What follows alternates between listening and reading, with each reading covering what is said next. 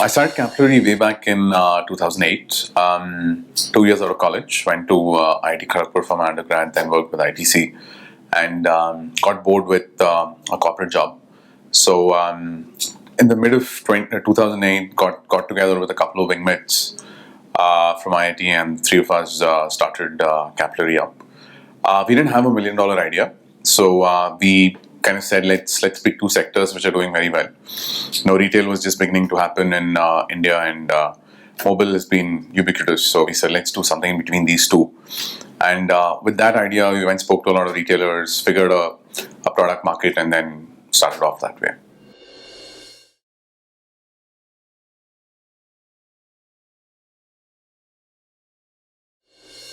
So this was August, September of 2008 when we quit our jobs and started Capillary. Interestingly, within a month of quitting our jobs and starting up, Lehman Brothers tanked, and a massive recession was in. And what that meant was, as we went and spoke to a lot of retail as well as mobile companies, a lot of the retailers came out saying, "Look, same-store sales are down, customers are not coming back."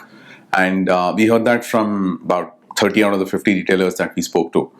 And so it was quite easy to identify that a big pain point was getting in customer walk-ins. And they didn't know which customers were not coming back, who were the customers in the first place. So some of those questions came out very again and again from the bunch of retailers that we spoke to. And given that, we went back to these retailers saying, "Look, so how do you currently collect customer information? How do you run a loyalty program? Do you run any kind of campaigns and stuff like that?" And we realized that there was a big delta in the whole experience side there. People would give you cards you had to carry, and no one liked carrying cards, no one liked filling forms. So we just felt it made a lot of sense to build a mobile CRM for a retailer. So we kind of started off with that as a product. And because the idea was quite unique, we really didn't have any competition for the first 3, 4, 5 years.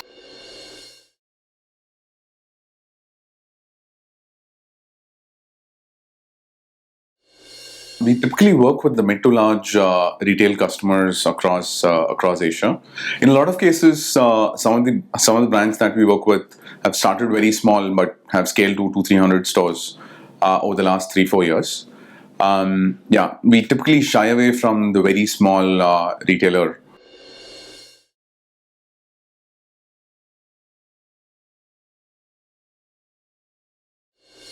So we basically help a retail and a consumer focused company with their CRM, analytics, campaigns, and e-commerce pieces. So those are really the large four product lines that we offer to customers.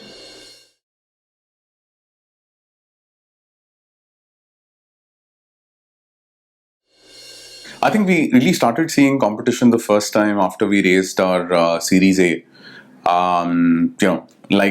Like all things in India, once you raise a chunk of money is when you really start attracting a lot more people to start building the same thing. And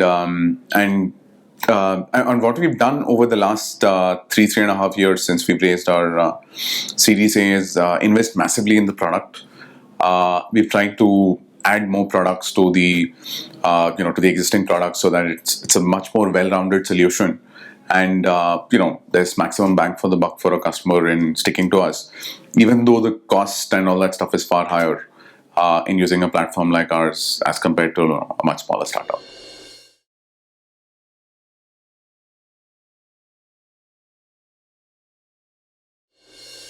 Over the next 1 to 2 years, the goal for the company is to turn cash positive and EBIT positive.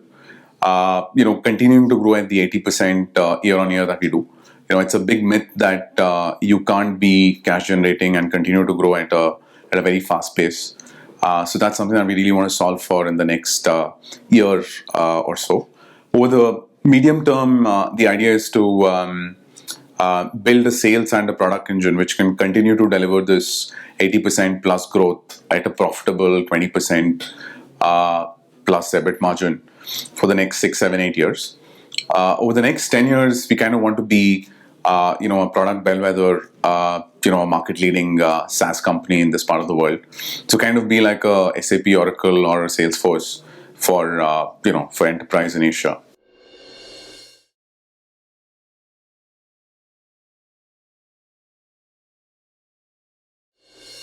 So when we launched, actually, we said let's do something between retail and mobile, and we didn't really have $1 million idea. So we went to a lot of these. We went to almost 50 retailers, 2 store guys, 100 store guys, 1,000 stores guys, like a butter, and spoke to them saying, look, what are your pain points, right? So and a recession had just set in, and all of them said about existing customers were not coming back, and that being a large problem. And as we spoke to more customers, we realized that no one really wanted to fill a form, carry a card, sign up for a loyalty program, and things like that. So we really wanted to launch something which was very quick and easy on the mobile. Use your mobile number as an identifier, make everything like an OTP. So if you want to redeem or if you want to do anything, you can just use a instant password to kind of do it. So with that idea, we kind of first built a web-based version of our product. And went back to 5 of these 50 people who said they would pay for the product, and started trials in a sense, and very quickly realized that the speed of transactions that happen in a retail store is so high that you can't keep opening a web browser and keep entering stuff. So which is when we did within the first 2 weeks of actually launching, we did a very massive change to saying we won't be web only, but go to a client cloud type model where we have a small application that talks to the POS system of the retailer, and that sends data to the cloud. And with that, I think the store experience improved much more for the retailers, for the store staff, and that really helped us kick off on the product side.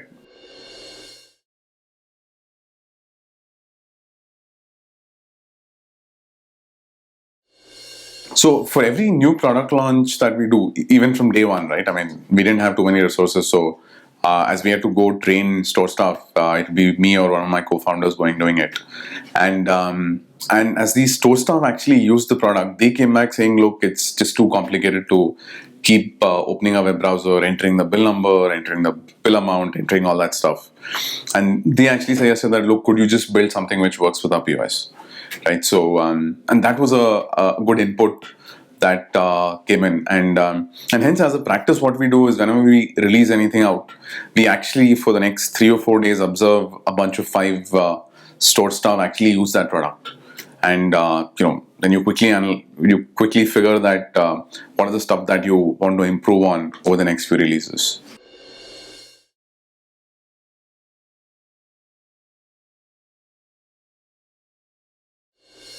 When we started off with Capillary, retail as a sector was a very nascent sector in the country. And what that meant was a lot of our potential large customers were probably 5% or 10% of their size that they're at today, right? So and hence when we started off, we really started off with a per store per month type pricing model, which would scale as the retailers themselves grew. And that model and this ability to grow with the retailer has done really well for us.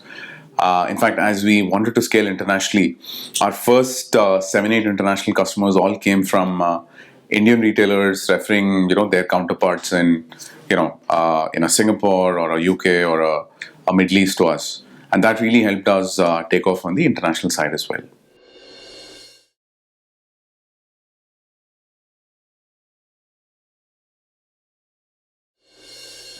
So when we started off, we were 2 years out of college, so it was not like we had a lot of experience or a lot of world knowledge to really build a great product. I think what we really had on our side was a lot of hunger. And back in 2008, startups weren't that cool. So it was what we also had on our side was we could really put a very solid team together, and I think these two things were really our main strengths. So when we started up, it was 3 founders who really started up, and we were pretty sure that we wanted to build something which generated revenue from quarter one. What that meant was between the 3 of us, one of us had to go sell. And my other co-founder, Krishna, he's a god at tech. So he was the guy building all the tech. Ajay, who's the third co-founder, is a terrific ops guy. So as a net result, I ended up being the sales guy. So I had to kind of go and sell.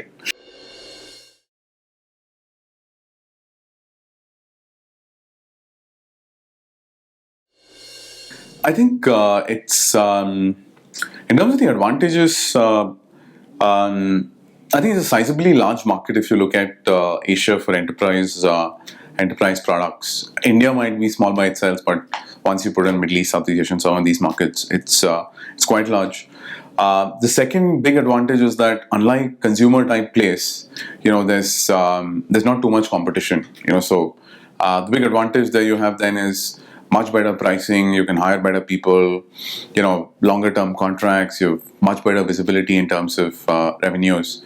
And the other big advantage you also have in building software out of India is very, very forgiving customers. So you can make a lot of mistakes while you continue to build, which I think if you were to just build for the US would be extremely hard.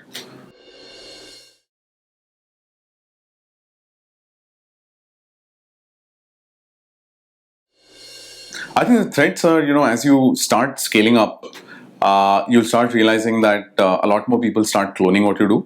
Start building very similar stuff. But the good piece is if you've been able to put a good set of folks together, build a strong team, get some very good referenceable customers, then enterprises are generally willing to pay extra for a proven successful product than go and sign up with a newbie.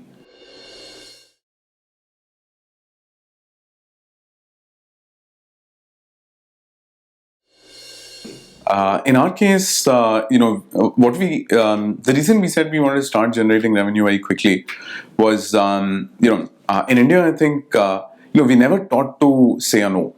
So when you go to a customer and say, look, I want to build this for you, I want to build this for you, I want to build this for you, generally we would hear a yes for everything. So we said, let's put, are they willing to pay for something as the criteria to decide on whether we'll build it or not. And so essentially our MVP used to be a PPT. We'd go show people and say, look, would you pay for this? And as we got into pricing conversations with a chunk of these retailers, we very quickly realized that it was a recession. No one wanted to buy servers. No one wanted to pay upfront for software, which kind of forced us to say, okay, let's host everything on the cloud. Amazon was pretty new back then. And instead of charging a hefty fee upfront, let's charge them per month per store. So as they scaled, we'd continue to make money. And what we also very quickly realized was, because we spoke to about 50 customers before we decided what we really wanted to build, we definitely knew who were the first 5 guys that would pay for it. And so that made life a little easier. Although we took about 3 months to even decide what we really want to build, by the end of that whole exercise of talking to 50 people and figuring, what people would pay for, we kind of knew the first 5 guys that would, start paying for us right then. So.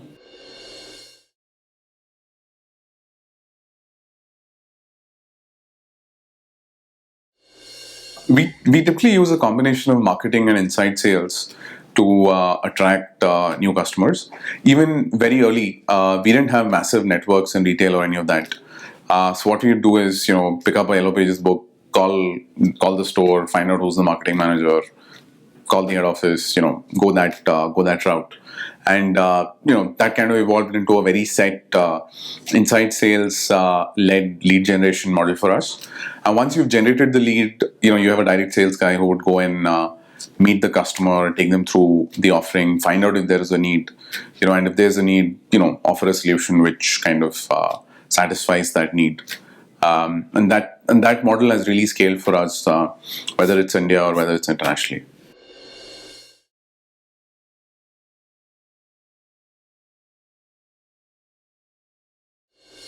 Typically, what we've realized over a period of time is for every 2 or 3 deals that you need to close, you need to have a pipe of about 25 leads. And the typical time to close for us is about 3 to 6 months. So we have a very set process of saying what's the need, does the guy have a budget? So it's about a 10-step process where, we've kind of defined over the years saying, if the guy is able to get to at least 8 out of these 10, then he would close in the next month or so. So hence a sales guy is constantly, or anyone who's working with the customer is constantly in that process of getting them to move from one stage to the next.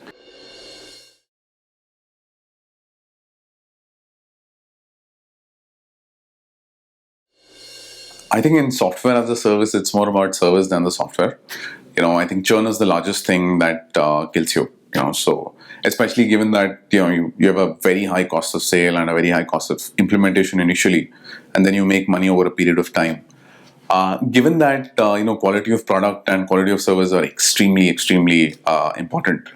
And what we've figured out over the last 4-5 years now is unlike it's very, when you're working with large enterprises as startups, we don't tend to give importance to account management. So we have a very strong account management layer, which kind of acts as the buffer between the product and the customer. And that's really helped us, because as we've launched more products, as we've acquired companies, sold those products more to existing customers, this account management layer, which is kind of like an extended team of the customer, has really been able to deliver very good service to customers for us. But it tends to work only when you have large ticket sizes. It doesn't work if you're charging $1,000 a month, right?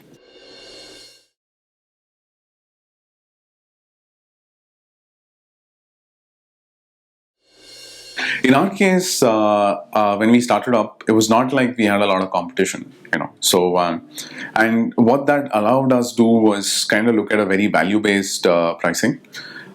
So essentially, what we have is a very ROI-linked pricing in a sense. So, what we felt was, if you're adding, let's say, $100 of margins to a retailer, the guy would be happy sharing $1 out of $5 that he makes with us. So initially, as we started looking at pricing, we kind of built that model on saying we'd charge a certain fixed fee per store per month. And typically the way we sell now is also, it's a small pilot that we offer to about 20 stores, even if the guy has 1,000 or 100 or 200 stores. And at the end of those 3 months, they see that at this price point, they're able to make 3 to 5x ROI on margins. And if it works at a unit level for a store, then if you have 200 stores, it's going to work for the 200 stores. So it just expands in that sense. So we've kind of stuck to a very ROI-based pricing for the company.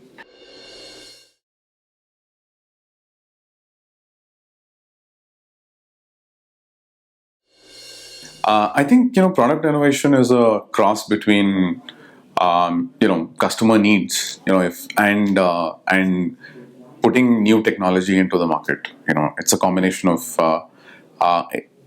if you're only doing great technology which is not satisfying a need, you're probably just wasting time. While customers will constantly come and ask you for a lot of stuff. So it's very important that. So I think what worked well for us is any product that we kind of want to build, whether it's new or whether it's a feature request or a product request that's come from an existing customer, we typically go bounce it off with another 8-10 customers. So we go ask them that, look, if you were to build something like this, would you buy? How much would you pay for it? And once we have reasonably good answers on some of those questions, is when we actually go into the market and then build that. And like our first product, who are the first 5 guys who want to buy this, So that's kept us. That's helped us strike a good balance between releasing new products as well as keeping our existing customers happy on their own requirements.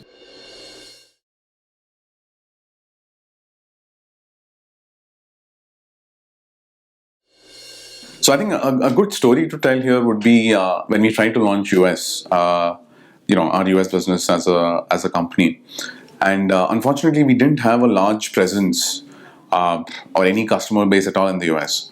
And we went about building a lot of products thinking that customers would need these. It was a good 2-year cycle, and we really went nowhere with that. So I definitely think if you're thinking of building products, make sure that you at least have the first 4 or 5 guys who've signed off on an MVP, who definitely are going to buy this. That's also a good way to say, are you building something which is not already available in the market, or these guys are already using, right? I mean, you might build the next best chocolate bar, but if there are 1,000 other chocolate bars in the market, you're never going to make it big.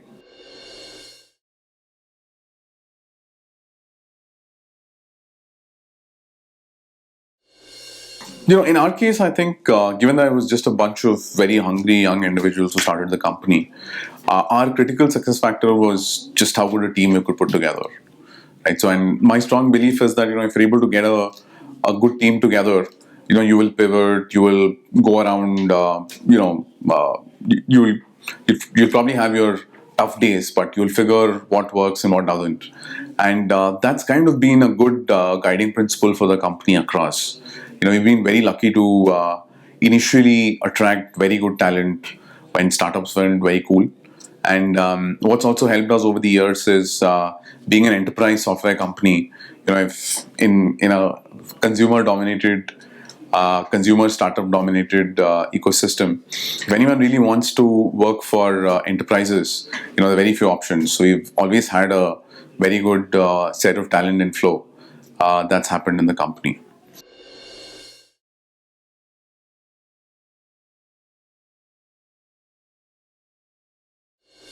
Both Krishna and I, who initially started off Capillary, were both wingmates at IT. We used to stay three rooms apart from each other, so we always knew that we'd both start up together in a sense. So it was not as big a task and we were also fairly complementary in the sense that Krishna was was great at technology. I was pretty decent at managing people, talking to people, that kind of stuff. So I think what's very important to look at when you're doing when you're looking at setting a startup is to have complementary people with complementary skill sets. And I definitely think, I think at least having someone who is good on the sales side, or, is generally sales, need not have a lot of sales experience from the past, is kind of important. Otherwise, what ends up happening is you end up building a lot of tech, thinking that people will buy it. And by the time you would have spent a year, and when you go with that product to someone, the guy says, "Look, I don't need this." So, yeah. So I definitely say, when you're initially thinking about setting up your teams, look at a reasonably mixed set of skills for different individuals. The other thing that went well for us was once we both started up, we could attract a lot of good folks from IIT Kharagpur. Both of us were of the same institute, and what that meant was a lot of folks who kind of were bored of their corporate time jobs, happily jumped and came in and joined us. Yeah. So even now, more than 50% of our hiring is through references.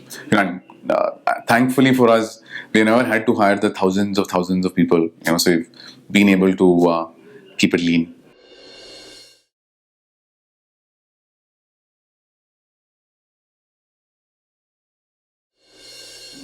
I think one thing that we've always tried to do in the company is keep the work interesting.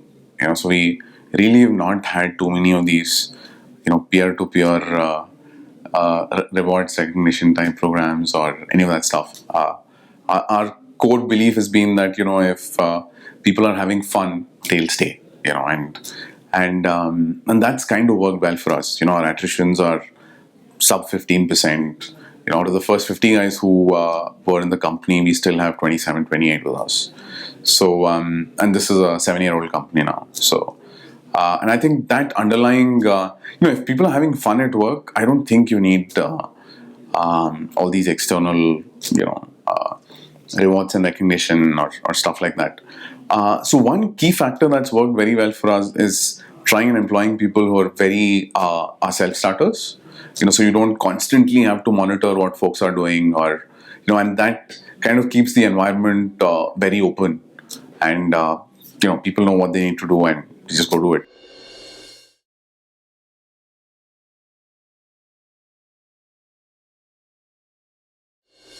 Culture is very largely defined by a lot of ownership, and and that ownership then translates into saying you could do what you want to do. So we're very open about screwing up, making a few mistakes is very fine. But you have to go clean that mess up yourselves. So it's kind of like a balance of that. And hence what we've tried to keep away is folks who typically come from a very hierarchical type setup. We far more preferred folks who prefer a smaller setup, like ambiguity, can handle ambiguity. No one likes ambiguity, but some of that stuff have been more important as a culture for us.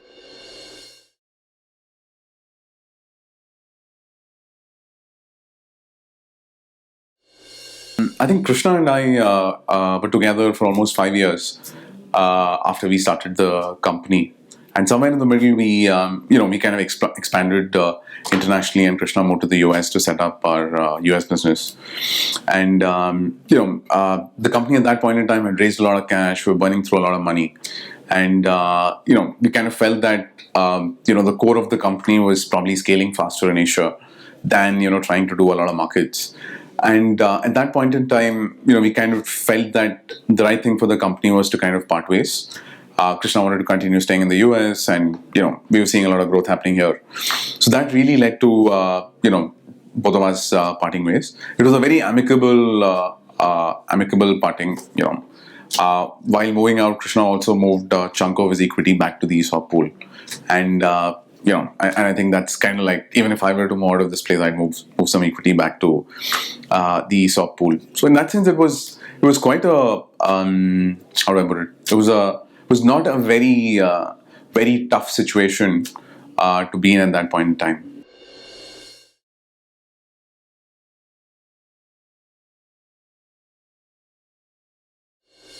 Our first round of angel investments happened in end of 2009, and this was much before the the startup boom that you have now.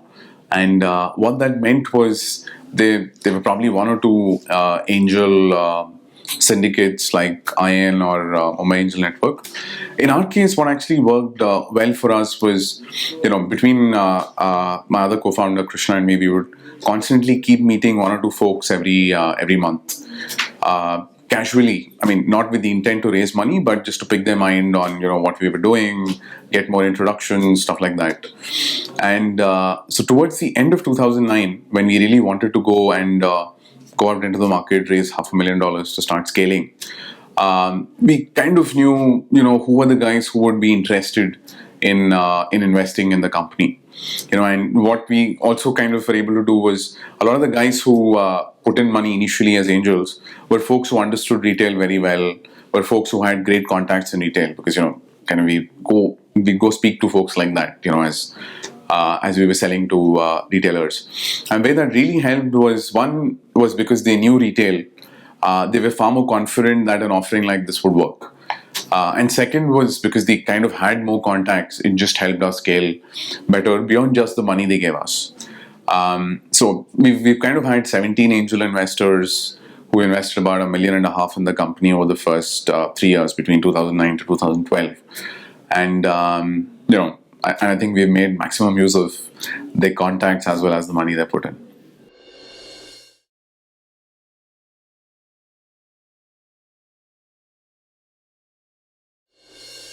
So I think one thing we did well during our angel rounds was we kind of raised a small sum each year.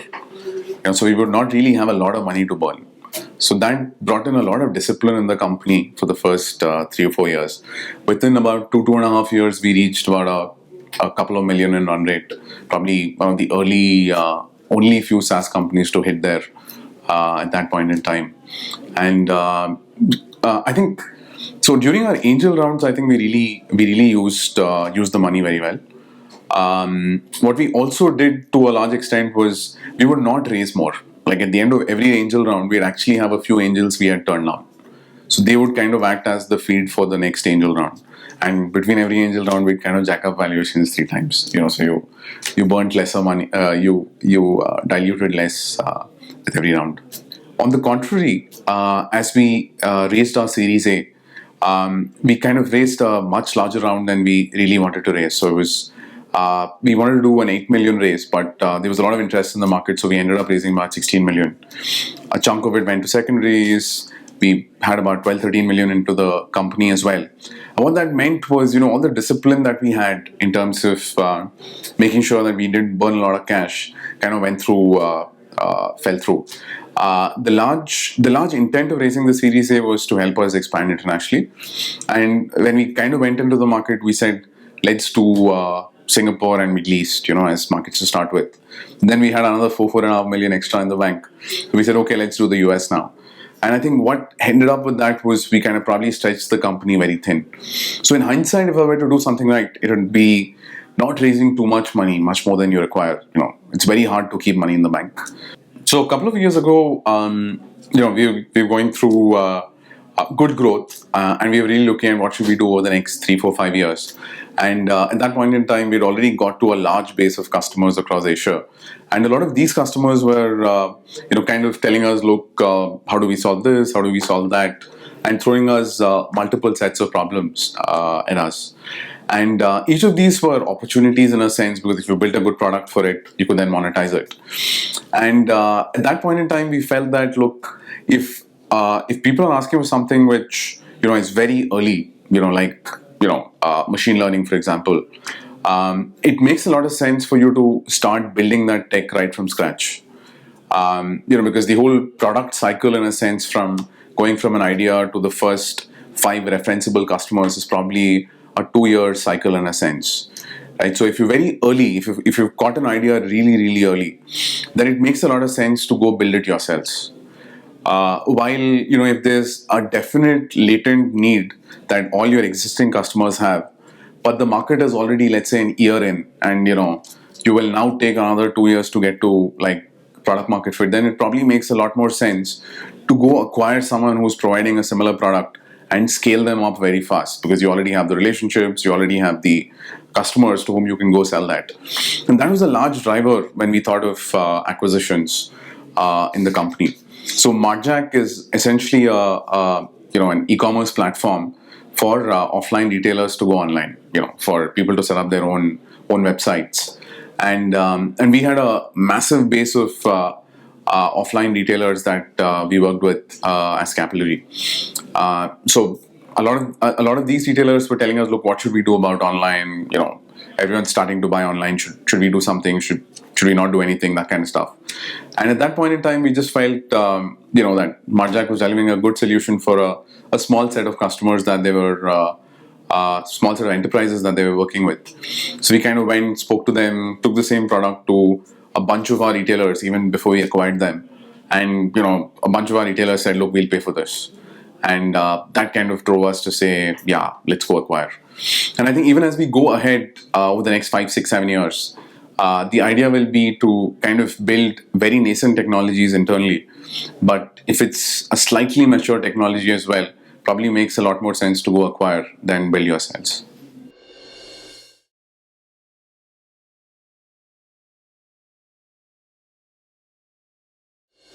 For us, the international expansion happened more with our existing customers in India taking us out to their franchisees outside. So let's say a Pizza Hut or a Puma saying, look, your solution works for us in India, so why don't you just do this for us in a Singapore or, a Dubai or a UK?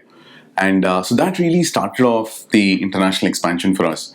So as we got into these markets, we kind of solved the same problem for these retailers, even in markets internationally. And then we kind of felt that, look, if you're able to solve it for 3, 4 of them, then why not just set up a sales team, a small ops team, and start expanding in that sense. So initially, the existing customer base helped us expand to multiple markets. Post that, we kind of built up our own inside sales team, our own marketing teams to kind of expand, the number of customers we have internationally. Today, more than 50% of the company's revenue comes from markets outside India. We've also entered China, we've entered Australia, we've entered a bunch of markets, all through existing customers taking us in there.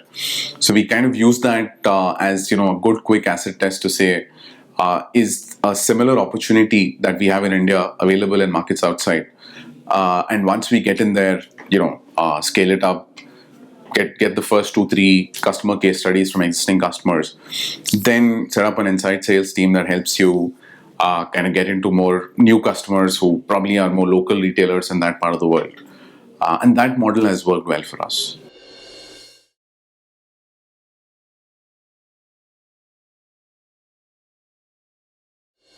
Back in 2008 or around that period, we kind of built companies for ourselves. We never really did stuff because it would be funded or you could raise a lot of money on this or any of that stuff. So the intent was to really go solve real problems, not to copy or Western fads. And anyway, I think given that India is not a walled garden, the best technology would win eventually. I think it's very important as entrepreneurs that we kind of look at a real problem that we want to solve, and not build companies for investors. Thinking that this will help me raise money or that will help me raise money. I think money needs to be more a consequence of what you're doing than really the driver.